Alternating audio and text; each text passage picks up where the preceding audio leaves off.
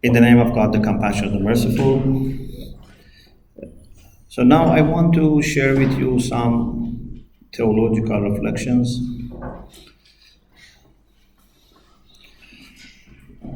Every theology has to be original, has to be loyal to our scriptures, and at the same time has to be capable of explaining our experiences.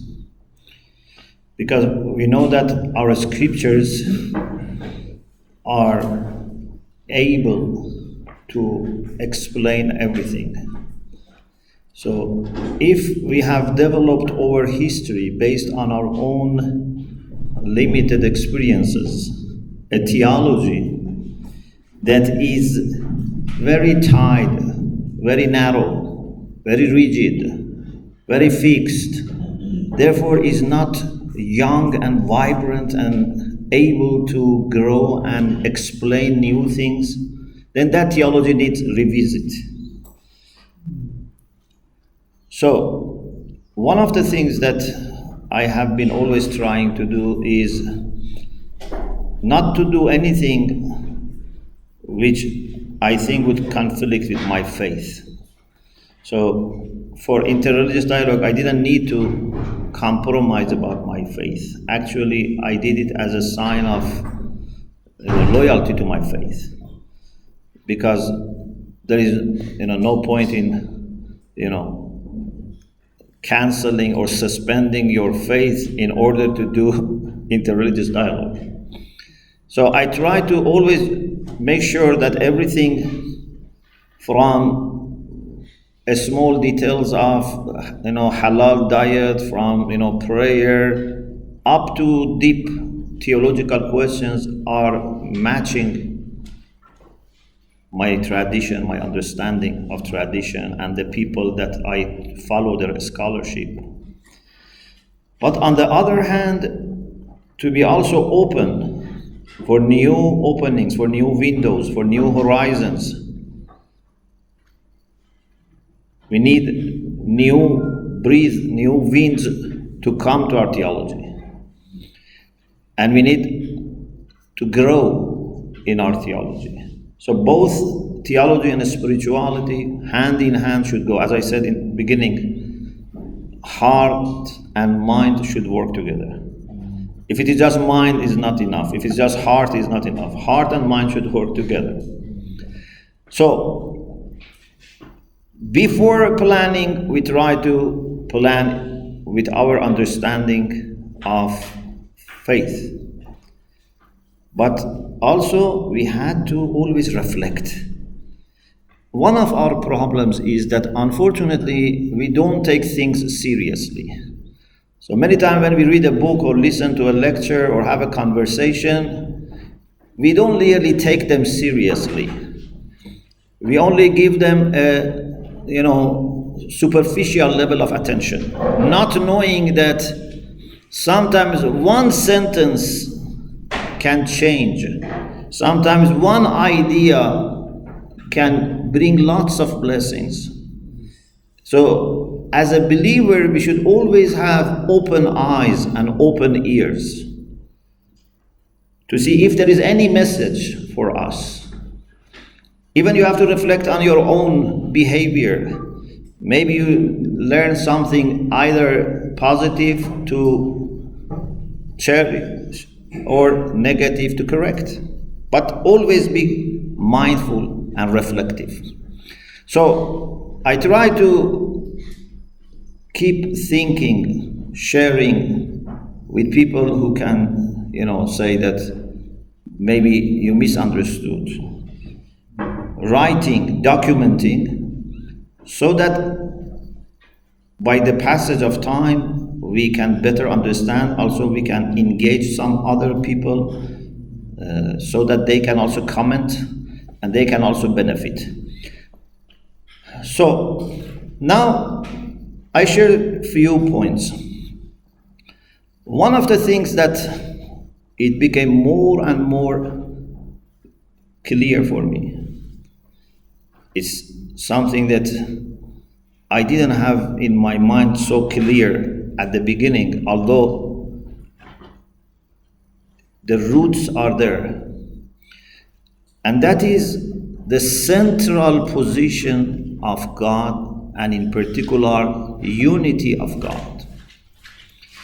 You know, we Muslims, we say one of the principles of our religion is Tawheed, monotheism, unity of God. And we as the Shia Muslims, we have 5 principles for our denomination, those 3 plus 2 more, which is one is divine justice and the other is MMA. But all Muslims say unity of God is a principle. Okay, I knew this. And this is what every Muslim knows. But to understand the significance of unity of God, the significance of Tawheed is something that needs not even life of one person. This needs centuries and lives of many human beings so that we can really understand the centrality of God and unity of God. Many times we believe in unity of God, but we don't act or behave as someone who believes in one God.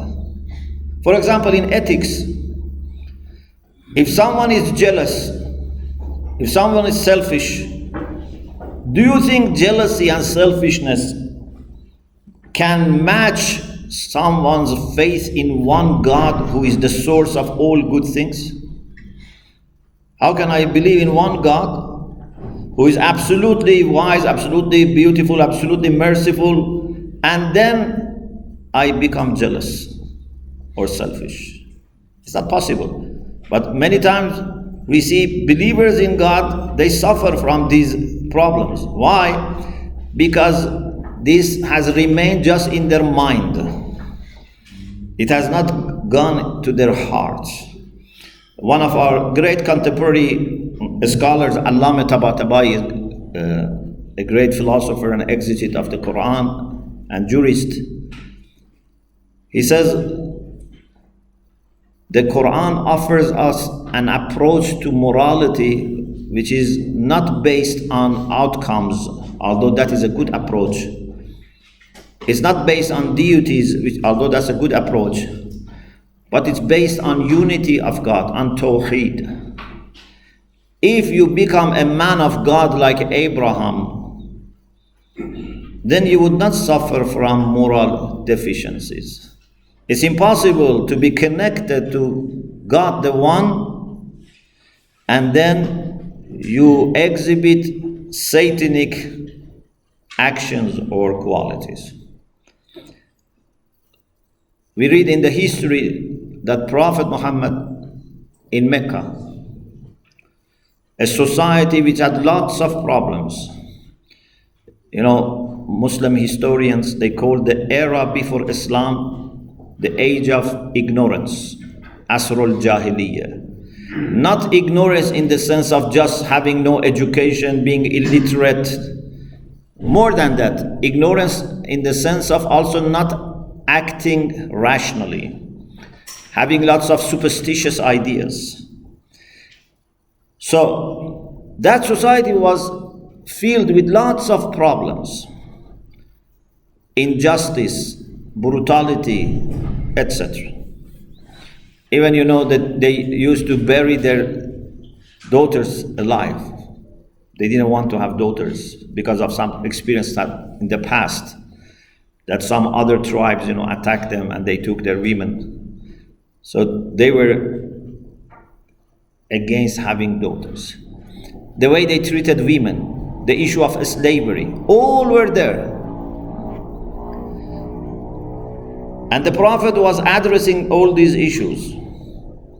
But something which is well known that the Prophet was saying was, قُولُوا لَا إِلَهَ إِلَّا اللَّهُ تُفْلِحُ. Say means say wholeheartedly, there is no God but one God, and then you will have felicity and happiness. What does it mean? It means that roots of all these problems, from slavery, from discrimination, from injustice, from ignorance. Root of all is that we have gone away from one God. Worshipping idols is not just worshipping idols. Worshipping idols means to let all the problems appear in your heart. It's not something which is limited to the temple. You worship idols, finish, you come. No, if you worship idols, then you become jealous, you become selfish, you become ignorant. So, he was saying, if you say wholeheartedly, La ilaha illallah, you have salvation. We have a story that our eighth Imam, the eighth Imam of Shia Muslims, who is buried in Mashhad. He has a shrine in Mashhad, and in the picture you saw that in one of our dialogues we went to Mashhad. On the way to Khurasan, he stopped in the city of Nayshabur. And the people of Nayshabur were mostly non-Shia, and he is Imam of the Shia, but he is a progeny of the Prophet. He is known for his knowledge and piety. So people were very happy that a progeny of the Prophet with that caliber is passing their city.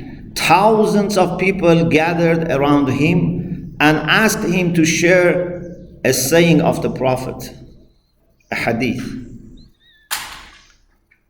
Now imagine if you are in such position that people want to hear a hadith from you, and these people belong to another school of thought, another school of Islam. What should you say?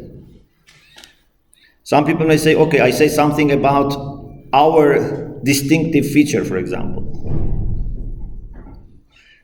But Imam said, I heard from my father, and my father from my grandfather up to the Prophet, and Prophet from Gabriel, and Gabriel from God. Kalimatu la ilaha illallah hisni, faman dakhala hisni amina adhabi. The word of unity of God is my fortress. According to this hadith, God said, unity of God is a word, is a reality which is my fortress. And whoever enters my fortress is saved from my punishment. And then he moved on, and then he stopped again, and he said, Bishartaha wa shruta. Of course, there are conditions for that. Finding the right leadership is one condition of that. How to treat yourself, treat your husband, wife, children, neighbors, etc. All are there, but under one God. So, it became clearer for me later that when we say we have 3 principles or 5 principles, it's not that they are equally important. The most fundamental one is monotheism, and the rest come under that. The Quran says all the nations have been sent messengers. You might be familiar that according to Islamic understanding, God has sent 124,000 prophets. Prophet in an Islamic sense is different from someone who has just prophecy. Prophet means someone who is appointed by God, someone who receives revelation. So there were 124,000 prophets. Out of them, there were 313 messengers. So prophets are called Nabi, messengers are called Rasul. And the difference is that these messengers received message from God, but the rest of the prophets, they communicated and preached the message which was given to a messenger. Okay? For example, there were many prophets among the Israelites, Bani Israel. But many of them preached the message which was given to Moses. They didn't have their own book, their own message. So the Quran says, لَقَدْ بَعَثْنَا فِي كُلِّ أُمَّةٍ رَسُولًا. We have sent to all nations at least a messenger. أَنِ اعْبُدُوا اللَّهَ وَاجْتَنِبُوا الطَّاغُوتَ. But the core message was the same: to serve God and avoid the devil. This is the core message of all the messengers. Or, as I said yesterday, the Quran says, وَمَنْ أَحْسَنُ دِينًا مِمَّنْ أَسْلَمَ وَجْهَهُ لِلَّهِ وَإِلَى اللَّهِ وَهُوَ مُحْسِنٌ وَاتَّبَعَ مِلَّةَ إِبْرَاهِيمَ حَنِيفًا وَاتَّخَذَ اللَّهُ إِبْرَاهِيمَ خَلِيلًا. Who is better in religion than someone who has submitted their face to God and does good things and follows the path of Abraham, and God chose Abraham as his friend? So, you see, the core message is the same, and this is very natural because God is shared. We have one God. Humanity in us is the same. Yeah, we can be coming from different parts of the world. We can belong to different races, but we are all equally human. We all share the same God-given nature. So same God, same humanity needs what? Needs same message. Details can be different, as we are also in details different. But the core message is the same. God has never sent 2 or 3 or more messages which are different in core. All the prophets, all the messengers delivered the same message, and that is, oh human beings, go back to God. Submit yourself to God. Of course, how to submit? Maybe in the course of history there were different requirements. Messengers spoke different languages. Someone spoke Arabic, someone spoke maybe Aramaic, someone spoke maybe Hebrew, someone maybe spoke another languages. But language doesn't determine the nature of the message. Someone was maybe Arab, someone was Middle Eastern, someone maybe was different because God says He has sent to all nations, but their ethnicity doesn't change the message. The core is the same. Our problem is, this is a common problem that we have, and I think no community is immune. Little by little, we have developed and articulated our religion, which is something necessary, of course.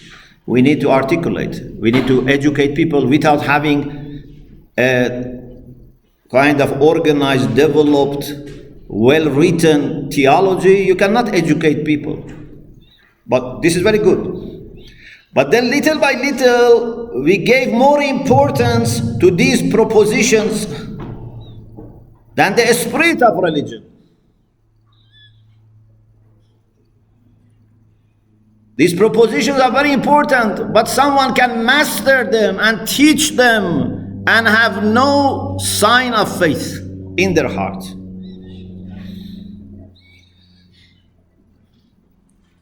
These propositions are to be genuinely expressed, but sometimes we learn just to express without having the reality. Like imagine, if you have apple tree. This apple tree should bear apples. But sometimes this tree is not working. We buy apples from market and put on the branches and say, no, look, all the fruits are there.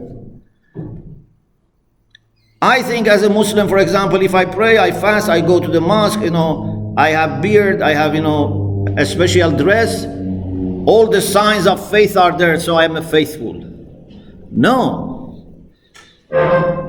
These are just expressions that you have learned how to borrow them from faithful people. Like for example, someone says, I want to go to hospital, how can I recognize doctors? They say, they have, green or white uniform. Then he says, okay, I can also become a doctor. So I go to hospital. Why do you need to become a doctor? It's not as easy as this. The reality of faith, aslama wajhahu ilallah, is to turn your face to God, to surrender to God, to plan your life according to the will of God. In family, in business, in work, in everything, to observe will of God. This is the reality of faith. Then you as a Catholic, as a Protestant, as a Sunni, as a Shia, you may have different ways, different rituals, different rites to express this, to nourish this, even to strengthen this. But the reality must be there. If the reality is not there and we are just satisfied with these things, then we have problems. So one of the things that became more clear for me in my reflections along with these experiences is that a way that we normally classify people has to be revisited. Normally what we do is this. We say, the closest people to me are people of my own community. Yeah? So for example, if I am a Shia, the closest people are the Shia. Then the next circle are Muslims. Then the next are Christians and Jews because they believe in God of Abraham. Then people who believe in God but maybe not in an Abrahamic way. Then people who have goodwill. Okay, so the circles become wider and wider, and this is based on what we share, but it's only based on doctrines, on rituals. I say this is correct, but this is not adequate, this is not complete. My understanding based on the Quran is that the closest people to you, if you are a God-centered person, is another God-centered person. Maybe there is a Sunni who is more closer to me than a Shia. Maybe a Christian is more closer to me than a Muslim. Because names don't decide and define reality. And this is true. Because I have some Shia, even in my family, that maybe I cannot even have 1 hour of fruitful, time together. We cannot pray together. We cannot talk about God together maybe. They are not very interested. But then I can find a Christian that I can live with them for years, not for hours, and feel very happy. The same, maybe some Christians, they find some Christians very unacceptable. They don't see any sign of God in them, but they can see this in a person from another faith. So, who is closer to you? This is my question. Please think about this question. Who is closer to you? If you say the one who shares with me more doctrines, this is not good. Who is closer to you? The one who is closer to God. If you are a God-centered person. If you are not a God-centered person, the one who is closer to me is the one who shares the same skin color, the same ethnicity, the same language, the same faith. These are closer to me. But if you are a servant of God, the one who is closer to your master is closer to you. So I have now to see who are closer to my Lord, not who are closer to me. And what do you want to do with them? If someone is close to God, if someone has devoted himself or herself to God, what do you want to them? You want to serve them. If you are a true servant of God, you want to serve anyone who is going to Him. Sometimes I use this example. I say, suppose a person that you love, for example, Prophet Muhammad or Jesus, has come Suppose they are here in a place and we have opportunity to visit them. Okay? What do? You are the first person who knows that Jesus or Prophet Muhammad, they are in this place. What do? Some of us don't say to anyone anything. And we say, no, let me have, private time with him. Some of us say, I only inform my family and my close friends. We don't tell people, because if we tell people, they will go and, would be then a divided opportunity. Some people, if they are very faithful, they say, I only inform my faith community. Not my family only, but my faith community. Maybe if we had enough time with him, maybe then we allow other people also to go. But if you are a servant of God, if you are a true lover of God, you would say, I should try to facilitate for people to see this godly figure, to see Jesus or to see Prophet Muhammad. And I want to make sure that I serve them. I can stand next to the gates and help people come and go. And I can sit next to him. Which one is better? For a selfish person, it's better to sit next to him. For a servant says, where do you want to meet? You want to maybe here close to, you want to maybe next to the door. It is your will.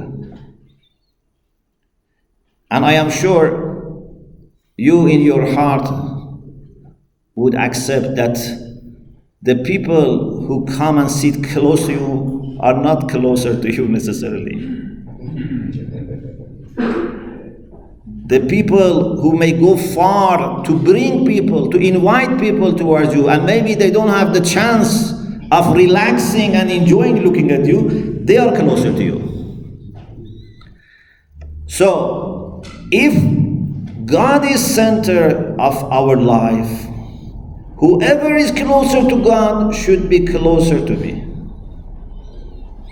There's a beautiful story. Of course, every story has different sides. I quote it for this particular aspect. Someone wanted to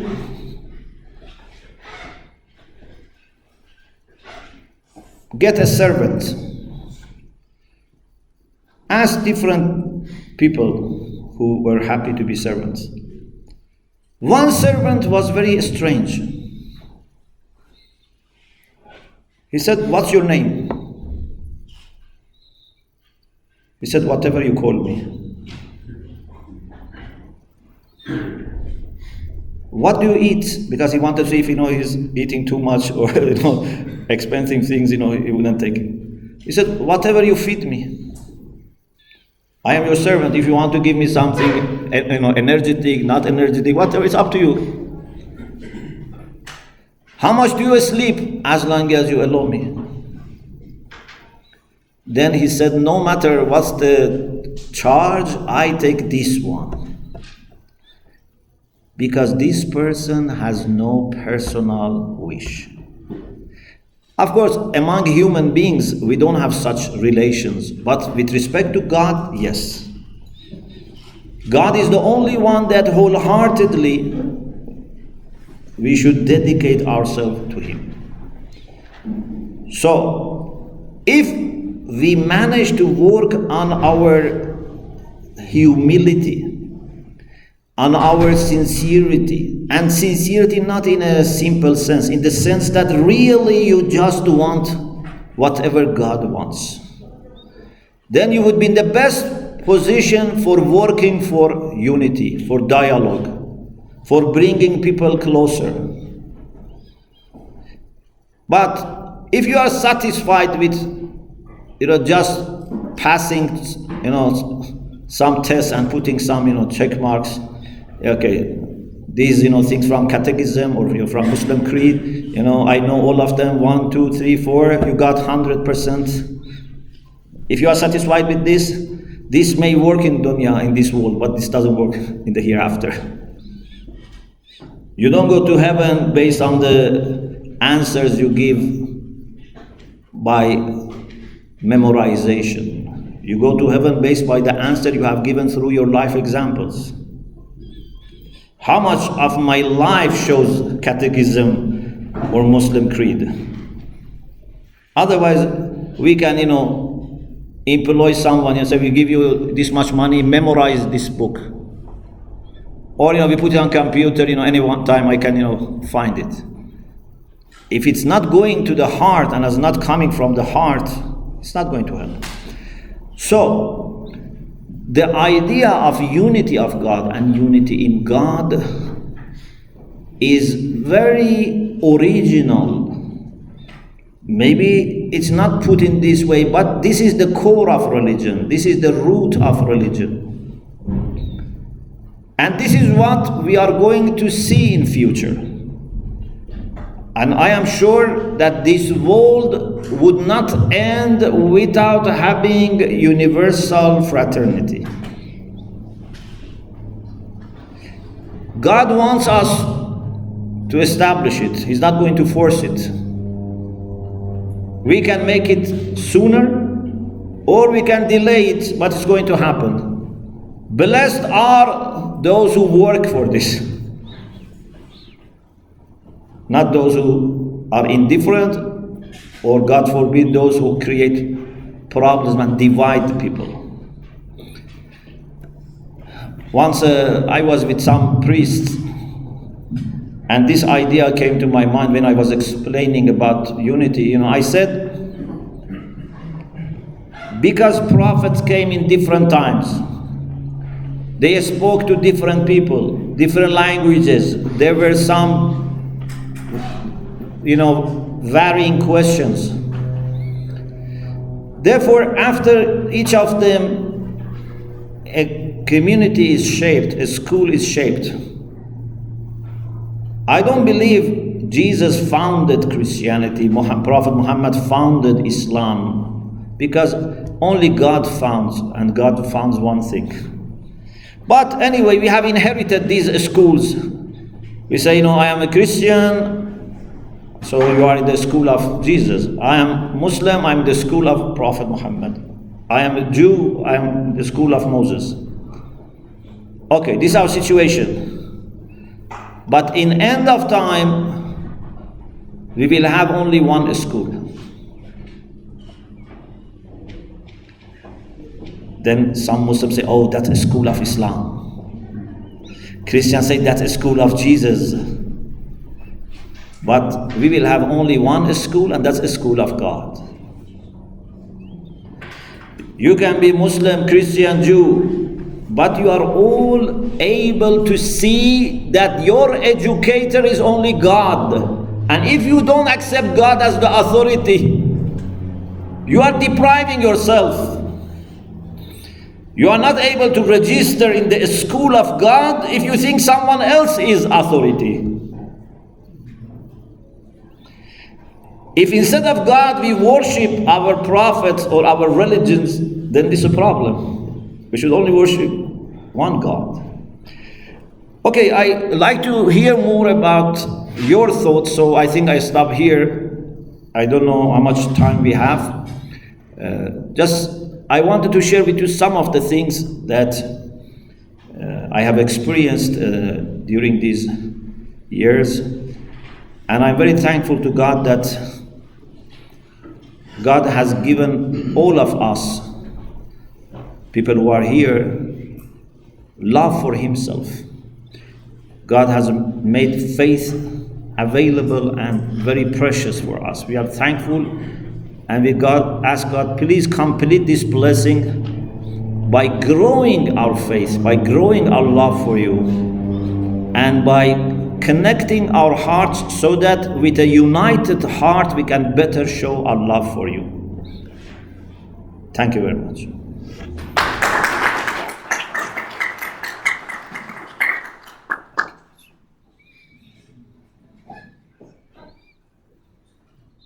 Yes. Thank you, Professor. My question is on the coast volunteers, like Afghanistan. So, like you, as a professor, when you go on to your mission work,